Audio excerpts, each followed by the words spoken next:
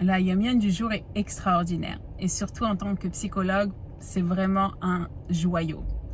Le rabbi explique comment est-ce qu'on fait pour guérir quelqu'un d'une maladie physique. C'est la même manière pour guérir d'une maladie spirituelle et donc de la même manière pour guérir d'une maladie émotionnelle.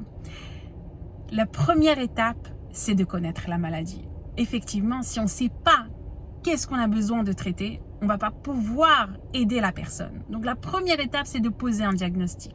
Quel est le problème qui a besoin de changer? Quelle est la solution à ce problème? Ensuite, il faut créer un traitement. Comment est-ce qu'on va aider cette personne? Comment est-ce qu'on va... quelles sont les étapes à faire pour pouvoir changer ça? Et la dernière étape, c'est bien sûr la émouna. C'est la foi que cette personne a qu'elle peut guérir.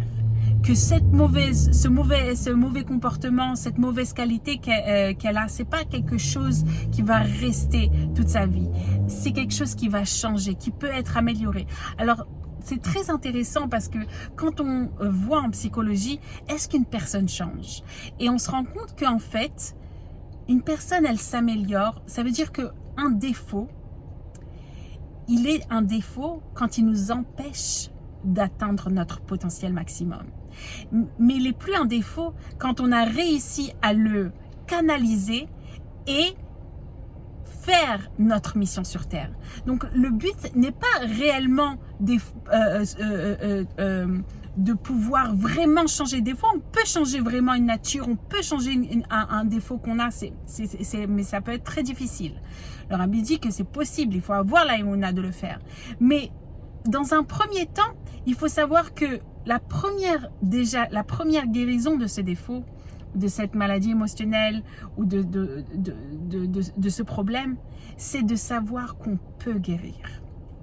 C'est déjà d'être conscient, de ne pas être dans le déni et de savoir qu'on peut guérir. Et de faire les étapes nécessaires et les efforts nécessaires pour pouvoir s'en sortir. Et bien sûr qu'avec l'aide d'Hachem, il n'y a rien qui peut nous arrêter et on peut tout changer.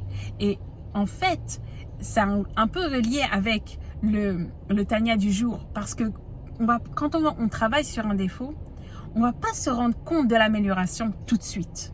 Mais si on se compare au jour d'aujourd'hui avec il y a 6 mois, il y a 1 an, il y a 10 ans, et là on va voir, ah oui, effectivement, j'avais ce gros défaut-là et j'ai réussi à l'améliorer. Des bonnes nouvelles.